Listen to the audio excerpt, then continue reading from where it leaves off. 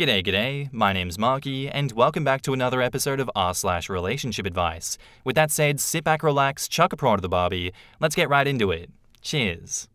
Am I the asshole here for hating my wife's creepy hobby project? Okay, this sounds insane, but I swear my wife is totally normal otherwise, which makes this so strange to me. For context, we're both in our late 30s and live in a pretty typical suburban neighborhood where we all know each other. My wife has always loved trashy movies and shows about infidelities, and she eats up true crime about spouses killing their cheating partners too.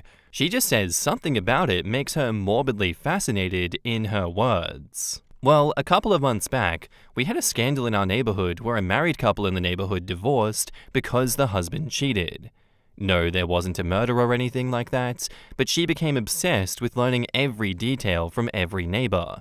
No matter the occasion, be it a baby shower or a cookout, she would bring it up hoping that there would be any new information. A month later is when I stumbled on the board in her home office. I was doing some cleaning, and I found a massive bulletin board facing away, leaned up against the wall. Curiosity got the better of me, and I turned it around to find a literal conspiracy board of all our neighbors' pictures with lines of yarn connecting each other like the effing Pepe Sylvia meme. It's all connected. I was totally confused and asked what this was, and she told me that it was a hobby she had started recently where she would track rumors or likely candidates for cheating on the board. The yarn represented who was possibly cheating with whom. She had clearly gotten all the images on Facebook or some social media and printed them out, and even had a few sticky notes with details. I told her this was creepy and insane, and she said maybe if I was doing it as a man, but she is just having a harmless fun as a hobby and wouldn't be crazy and try to oust anyone based on rumors. She just likes feeling like a detective. She told me to view it like a creative art piece. I was still super weirded out, but I let it go. Or tried. I thought about it a lot.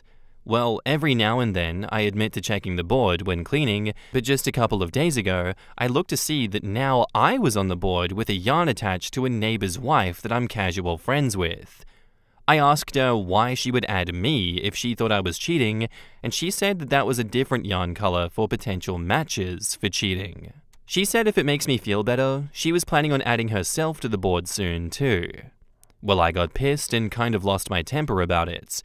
I told her to get rid of the board or our marriage will be in trouble. Things have been super rocky since. Sorry for the long post. I'm starting to feel bad, and it hit me more than usual this morning. Should I apologize to her? And before you ask, no, I don't suspect her of cheating. Honestly, I wish she was, because it would at least make more sense than this. Am I the asshole here? In the comments, Shut Up I'm Lurking Bro says, I really couldn't see it getting weirder until she mentioned adding herself to the board. This is a strange game that your wife is playing, and it seems like an unhealthy obsession with infidelity. Right? Is this her way of admitting to cheating? I'm so confused. Not the asshole. I'm a big fan of true crime myself and can be nosy about neighborhood gossip, but I would use my yarn to crochet stuff while I watch or listen to true crime YouTube channels. It's absolutely creepy for her to print out pictures of her neighbors and then speculating about you and another neighbor. You don't have to be okay with whatever your spouse does. I would have done the same thing if I were in your shoes. I love me some true crime as much as the next, but this does seem like a bit of a confession to cheating herself, or at least thoughts of cheating, and then, I feel like if you let this thing go and she continues to spin her yarn on OP, she's going to think that he's cheating because of her conspiracy theories. I don't see this being a productive hobby that leads to a good outcome. It just seems like she's going to get more and more obsessed with cheating in her neighborhood. It is going to lead to fractures in the marriage, and OP is right for clamping down on it straight away. What is she thinking? Not the asshole here, OP. And now, on to the updates. Anyway, Jesus Christ. Firstly, I appreciate all of the concern and not the assholes. It gave me the courage to approach her and tell her that while I may have overreacted by threatening our marriage, I think it is a creepy thing to do. She apologized and said she would get rid of the board, and I thought we were good. Literally 2 days later, 2 days later, shit hits the fan. Our happily married next-door neighbor finds a woman's bra under the bed that does not belong to her. It doesn't take long for the whole neighborhood to find out. Well, my wife is giddy, like jumping up and down for joy. She shows me the board, which she still didn't trash like she promised, and of course the husband was marked with yarn, meaning he was likely to cheat. She told me that the board was accurate after all, and maybe she should keep her hobby around. I was definitely suspicious, so I looked at the board again later, and it looked different from the last time I saw it before the latest scandal. Instead of the yarn connecting to another neighbor, the cheating husband's yarn connected to a post-it with a question mark. Firstly, it was the only question mark there, and I swore it wasn't there last time I saw the board. So either she changed it after the cheating to prove a point, or slightly before it happened, which made me even more suspicious either way. Now I felt like I was the detective and I was going crazy. I went over to the cheating husband to ask a few questions. The wife was staying at her parents', so it was just the two of us. I asked him if he actually did it, and he said no, he would never. Then I asked if my wife had been over recently, and he said one day while you were at work, his wife asked her to water a plant they had while they were both away, and told her where the key was. So yes. I immediately raised an eyebrow. I asked if he still had the bra, and he was getting nervous and told me not to get the wrong idea. I said, don't worry. He still had the bra, and I looked at it. It was my wife's, but one that I knew she almost never wore, because it was from a lingerie set that I bought her one Christmas that she said was uncomfortable. I told my neighbor that I needed to talk to my wife, and ran out, but I told him not to worry. I approached her with the bra and asked her what was going on. She played stupid, but I told her to cut the bullshit. I asked if she had either cheated on me with him or planted it there. Either way, she was in trouble. She confessed to planting the bra and said that it was to make me admit her hobby was valid or something. I flipped on her. I said this was worse than her cheating on me because instead of ruining just our marriage, she ruined our neighbors and ours. I demanded she call the wife and admit to everything, even sending pictures of the board. I even showed the Reddit post which actually helped me convince her my wife had planted it rather than cheated with her husband. Well, they made up, but now I have no idea what to do. I am barely speaking to my wife, and it's only a matter of time before the entire neighborhood figures this out. I seriously need advice. In the comments, Hungry Druid says, there's, I am too interested in the neighborhood gossip, and there's, I planted a bra to ruin my neighbor's marriage and kept a detective board of cheaters. I could forgive the detective board and the gossip interest, even if it's not my thing, but planting evidence for an affair is just cruel. Incredibly cruel. Who even thinks like that? Someone who has gone completely off the rails and gotten so caught up in their game of pretend that they forgot that these are actual people and not just NPCs. This girl really needs to just get The Sims and leave actual people alone. I thought her hobby was going to be collecting those Victorian death photos or bad taxidermy. Not sure whatever the hell this is. Dolls.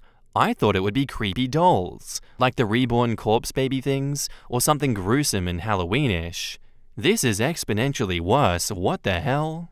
I have a doll collection in my bedroom, and photos with handwritten, by my grandmother, notes about who they belong to and where they came from. Nobody likes sleeping in my room but me. I think I need to make a yarn board with my great-grandmother, grandmother, mum and me and the dolls. Yeah, good luck with that one, OP. It seems like she has ruined your marriage, yes, which is an unfortunate circumstance here, but hey, you warned her not to do this, you tried to stop her before things got out of hand, and she chose to be a freak. Now she gets to deal with the consequences of her actions. Again, sorry that one happened, and thank you for sharing the story with us. Our next post is by user Leo Bastion, titled, Am I the asshole here for not making my son forgive my brother after he was uninvited from his wedding? 6 months ago, my son Leo, 14 male, decided to cut off my brother Jack, 46 male. Now my mum, brother, sister-in-law, and other family members want me to make my son forgive him to keep the peace. For a little bit of context, I'm 46 male, a single dad. My family has always helped me in many ways, mostly babysitting when Leo was younger, and even before my son was born, we were all very close. We all live relatively close to each other, so we've been able to keep in touch with weekly gatherings, spending the holidays together, etc.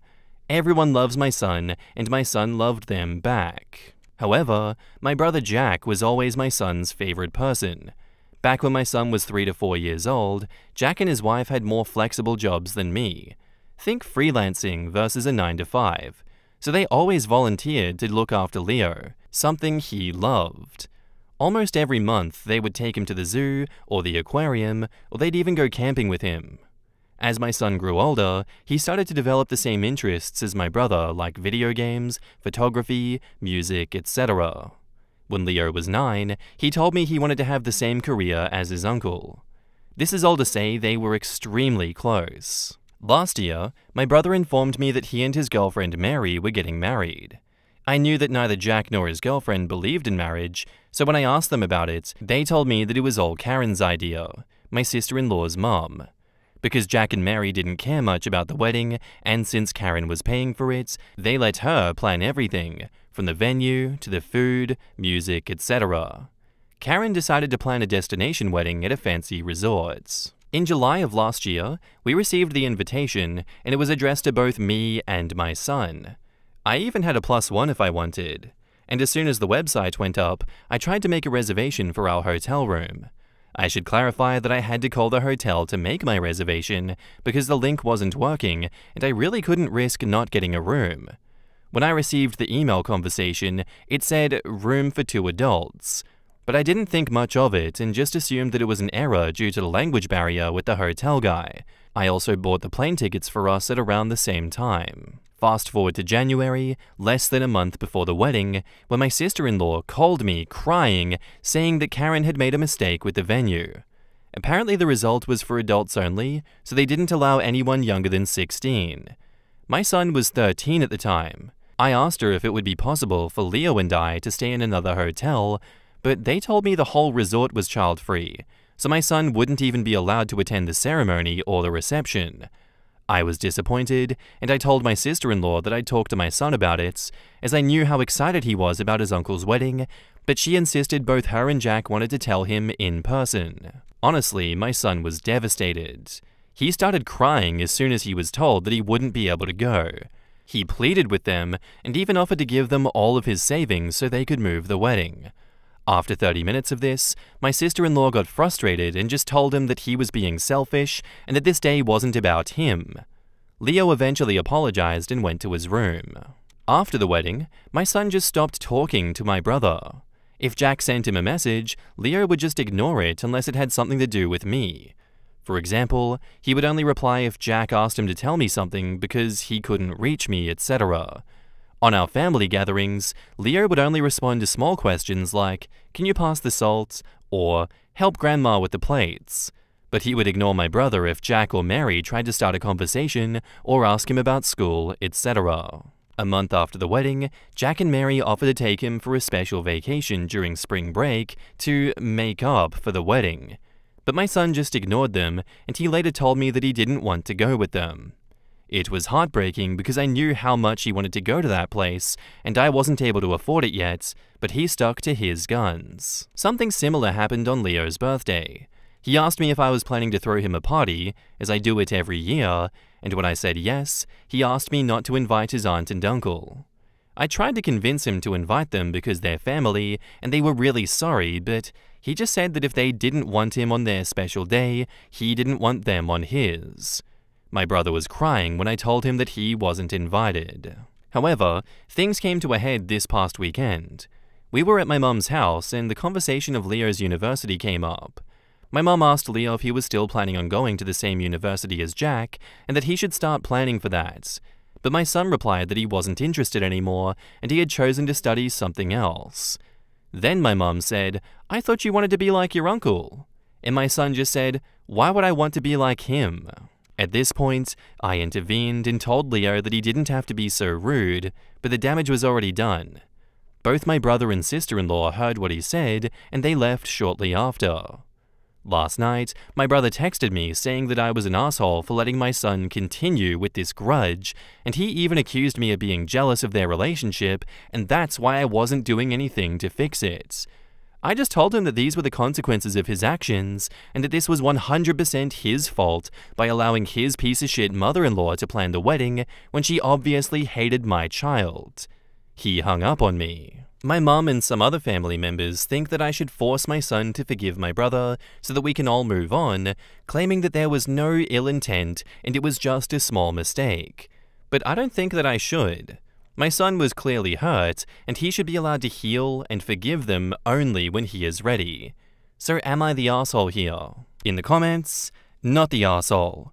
I have a hunch that this is less about the wedding and more about the conversation where they called him selfish. To me, that conversation would have done enough damage to ruin the relationship. I'm guessing they never apologized to your son for saying the things they said or reacting the way that they did. He trusted them, and instead of them helping him process this extremely upsetting thing, that was their mistake, they called him selfish and yelled at him and effectively ruined their relationship. They are the adults, and if they want to fix the relationship, they need to stop trying to buy him, and they need to start apologizing and making amends for the hurt and discord that they caused. Your son wasn't rude when he said he didn't want to be like his uncle. He was answering a question honestly. No one should have put him in a position to give an honest answer that he wouldn't get in trouble for. That is incredibly crappy on the adults to do, especially when you called him rude. You are the asshole for that. Get him some therapy. He's been betrayed by some of the most important people in his life. Your son is the only one not the asshole in this situation. You should apologize to him as well for calling him rude when he wasn't. Exactly this. I don't speak to most of my family, including my parents, but my maternal aunt has always been in my corner, and she is my favorite person. She has been married twice, and I was the flower girl at the first wedding, when I was 5, and a bridesmaid at the second. A very casual wedding that no one knew was a wedding until we got there. I was 17 at the time. If she told me that I wasn't invited to her wedding, and I was being selfish, I would have been devastated. Just thinking about it gets me upset. I can't imagine being 13 years old and hearing that. Uncle and aunt owe him a huge apology before forgiveness can happen. Also, not the asshole OP. Let your son know that you're on his side, and he doesn't have to forgive them. He was hurt deeply by them and is honestly dealing with this in a mature way. I would have gone totally nuclear. If Uncle Jack really loved him, he should have come in person and apologized and offered some ways to make it up to him. Instead, he just assumed that he would get over it. At 14, hell no. You cannot force someone else to forgive another person. Your child was hurt. You can talk to him, but you can't force your son to forgive. The more people try to make your son, who is only 13, forgive him, the angrier he is going to get. OP says, "This is one of the reasons why I don't want to force an apology out of my son. To be honest, I don't think he'd even listen to me." You might not see this, but if your extended family is as close as you say they are, I would strongly recommend taking your son aside as soon as possible and letting him know that 1, he never has to forgive them, and 2, you are on his side. When I was a kid, my family seemed like this big monolith. If one of them treated me poorly, the others would ignore it or ask me to let it go, because they wanted to be neutral. I really need you to hear that if your goal is staying neutral, your son probably won't see it that way. I agree, if you're trying to stay neutral in this situation, you're really only attacking your own son here. I think this is a time where you need to come together to support him and show him that his worries and his fears and how he feels about your brother is valid. I think people rightly judge you as an asshole for being on the side of the brother a lot, but I don't think you're an asshole for not making your son forgive your brother after he was uninvited from his wedding. He should be free to feel the way he feels and shouldn't be attacked and pressured by everyone else when your brother hasn't made a proper effort with him, I don't think. And now, on to the update. So I've received some messages asking for an update. I appreciate everyone who took the time to comment and send me messages. Some may have been a bit harsh, but I deserved it. Thanks for slapping some sense into me.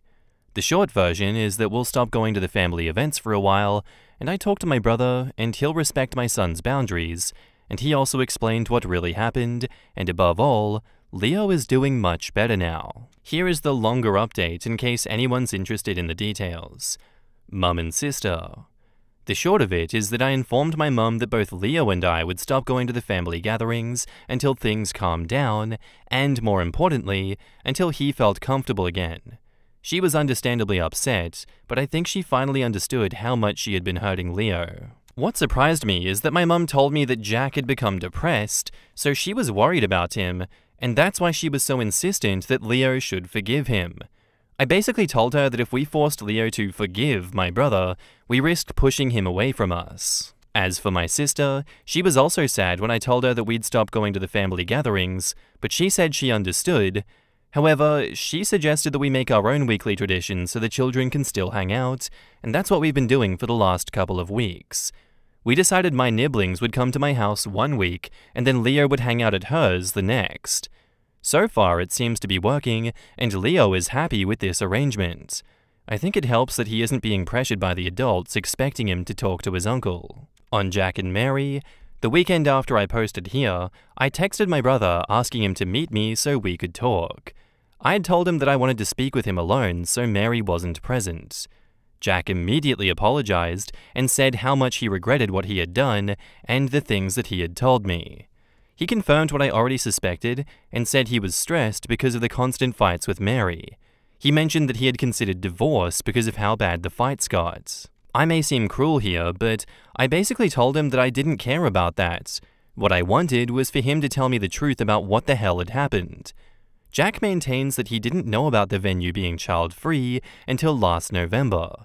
However, like many of you had suspected, Mary had known for quite a while, maybe even the whole time. Apparently, this all started a few years back when Jack and Mary took Leo to the beach. While they were playing, my son had accidentally called Jack Dad before quickly correcting himself. From what Jack told me, it was a small mistake like when you call a teacher Mum. Leo was embarrassed, but Jack laughed it off. The catch? Jack's mother-in-law Karen and father-in-law had joined them for that vacation, and they overheard Leo when that happened. When they came back from their vacation, Karen had gone ballistic, claiming she was triggered by some random kid calling Jack Dad, knowing that Mary can't have children. Mary had tried to explain that it was just a misunderstanding, but Karen became extremely toxic and abusive towards Mary, and she started making demands like not inviting Leo over when Karen visited, etc. So when Jack and Mary decided to get married, since they initially just wanted to elope and not have a party at all, Karen manipulated Mary and convinced her to let her plan the perfect wedding for her only daughter. Mary gave in because she was sick of several years of emotional manipulation, and she just wanted to keep the peace. So Karen hijacked the wedding, and she chose the child-free venue on purpose. Mary discovered this when the venue was booked, or shortly after, but she didn't say anything because every time she tried to argue, Karen would play the victim and stuff. Mary claimed that she had tried to negotiate with the resort that an exception be made so the children could attend the ceremony and reception, even if they stayed in a different hotel, but the manager stood firm on the policy. But the closer they got to the date, the more anxious she got until she finally admitted the truth to Jack in November. According to my brother, Mary exploded to Leo because of all the constant bullying and manipulation from her own mother, and she also felt extremely guilty by letting things get that far. For his part, Jack said that if he had found out before, he would have stepped in and cancelled the wedding rather than exclude Leo and my sister's children. But by that point, a lot of people had already booked their flights and hotel rooms, so cancelling wasn't an option. In the end, I told my brother that none of that excused the way that they had behaved, especially his wife. She was a 40-plus-year-old woman picking a fight with a kid. She had yelled and called him selfish when all Leo wanted was to offer the £2,000 that he had saved so that he could be a part of Jack's special day. I reminded him that Leo looked up to him and considered him his hero, and he had let him down. He had shown Leo that he wasn't important to him the way that Jack was important to Leo. I also told him that I would keep supporting Leo on going no contact, and I'd be going low contact with him myself. He asked me for a chance to apologize to Leo, but I told him he had already apologized. All he could do now was wait to see if one day my son would accept his apology. Jack seemed hurt, but he told me that he would respect our wishes and give us time and space. Leo. As for my son, I apologized for not standing up for him and forcing him to meet with the family every week. I told him that he could decide what he wanted to do with that part of the family going forward. He seemed reluctant to stop going, but I let him know that I would support him no matter what and that I wouldn't be upset. What made me happy was that Leo suggested we could stop going to the family every week and instead, we could spend more time together. He and I, doing some of the things that he used to do with my brother. Last week we went to a vintage car show, and next week we're going to watch Wicked. I'm not a theater guy, but it sounds fun. I also told him that I was worried he had stopped doing things he liked, and that he shouldn't stop just because he had a falling out with someone that he cared about. Basically told him that it was okay to still enjoy things by himself or with someone else. He admitted he actually wanted to do those things, but stopped just to spite Jack. I decided to give him an early Christmas gift and bought him some games that he had been excited about, but he had refunded after the fight with my brother. He even convinced me to play some Final Fantasy Online games with him on his PS5 while he plays on the PC. I admit I have no idea what I'm doing on that game since the latest Final Fantasy I played was still in 2D, but he seemed to enjoy watching me fail. Any advice here is welcome. Finally, we decided to take a trip to his dream destination for my birthday. I was a little bit sad because it's going to be the first time in almost 50 years that I don't celebrate a birthday with my brother, but I've got my son and that's all that matters. So yeah, Leo is happier and less stressed about the family. Speaking of which, I think the family is finally respecting our boundaries, so that's good too. I just hope my brother can work on his marriage. I may hate what they did, but I do want him to be happy. In the comments, I'm really glad that you apologized directly to him for not standing up for him in front of your family. I think that really meant a lot to him. Your brother may be very sorry, but at the end of the day, he stood by his wife when she was insulting a child, and he stood by her when the secret about the venue was revealed, and every day since. That's what Leo remembers and will never forget. Have a great vacation, and I wish the best for you and your son. Agreed. His wife being a doormat to her mother doesn't excuse her blowing up and lashing out at a child, or lying to her future husband. I don't have much hope for this marriage. Brother knows what manipulative witches they are. When manipulation doesn't work, it will escalate to abuse. He really would have been better off cancelling. I'm glad Leo declined the trip. I could see Mary doing things that she'd later lie about. I hope she's worth everything Jack has lost because of her. Of course, getting his sibs and nibs out of the picture was likely a part of the master plan. Keeping the peace is such a horseshit excuse. At best, it enables toxic people to continue their toxic behaviors because conflict is uncomfortable, and at worst, it causes situations like this to occur. OP's brother had plenty of opportunity to stand up for his nibblings and failed to do so.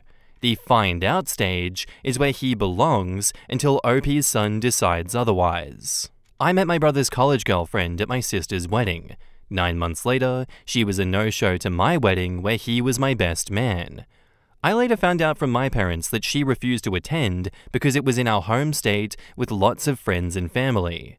My sister's wedding was at her university and was immediate family and local friends only, and that she threatened to break up with him if he was gone for more than X amount of time, so he had to cut short his last summer vacation. 5 years later, I was the best man at his wedding to someone else. Being the bigger person is another one that I really dislike. It only enables toxicity since toxic people don't even understand it. Abusers expect it so they can continue their abuse. And that's where I'm going to end the episode today, guys. I do hope you enjoyed. If you did, let me know what you thought of it in the comments down below, and I'll see you in the next one. Bye!